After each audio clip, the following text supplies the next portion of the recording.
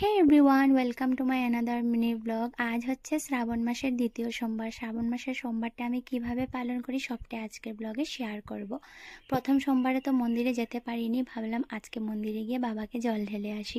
সকালে নিজের সমস্ত কাজবাজ যা থাকে ওগুলো করে, স্নান করে ঘরে শিবলিঙ্গটাকে পুজো করে এখন আমি রেডি হয়ে পড়েছি মন্দিরে যাওয়ার জন্য। এই যে ঘরের শিবলিঙ্গটা দেখো কত সুন্দর লাগছে, একটু ক্লিপ আমি নিয়ে রেখেছিলাম। এদিকে মন্দিরে যাওয়ার জন্য সমস্ত কিছু রেডি করে নিয়ে সোনাকে ওর ঠাম্মির কাছে রেখে স্নান করে ঘরে পুজো দিয়ে এখন আমরা দুজনে বের হয়ে পড়লাম। তো আমি না অনেক দিন ধরে ইচ্ছা করেছিল পোলো ফিল্ড শিব মন্দিরটাতে যেতে, তো আজকে প্রথমবার আসলাম, তোমাদের সাথে প্রথমবার শেয়ার করছি। আমি আর আগে কোনোদিন আসিনি। এসে দেখি বাবার কত ভক্ত। তো একটু খালি হওয়ার পর আমি এখন সুন্দর করে বাবার মাথায় দুধ জল দিয়ে বাবাকে সুন্দর করে স্নান করে দিচ্ছি। আর এই ব্রতটা না আমি বিয়ের আগের থেকে পালন করি, মানে সোনা হওয়ার পর 1 বছর স্কিপ হয়ে গেছিলো, যেহেতু সোনা ছোট ছিল মানতে পারিনি। তখন 2 ইয়ার্স কমপ্লিট হওয়ার পর আবার ব্রতটা শুরু করলাম। মানে আমি সোমবারটা পুরো উপাস থাকি, রাত্রেবেলা সিদ্ধ ভাত করে খাই।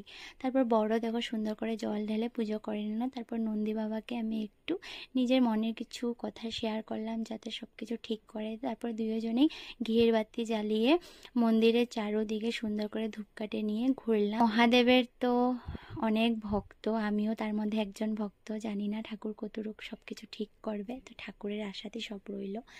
এই জায়গাটা না অনেক বছর পরে আসলাম। আগে এই দিক থেকে হেঁটে হেঁটে স্কুল যেতাম, টিউশন যেতাম, খুব মিস করি যেন সেই মোমেন্টগুলো। তো এই যে ঘরে এসে পড়লাম, এসে শাড়িটা চেঞ্জ করে এক চুটকি মেরে বাসি বিছানাটা উঠিয়ে ফেললাম। কাশ লাইফের প্রবলেমগুলো চুটকি মেরে সলভ হয়ে যেত।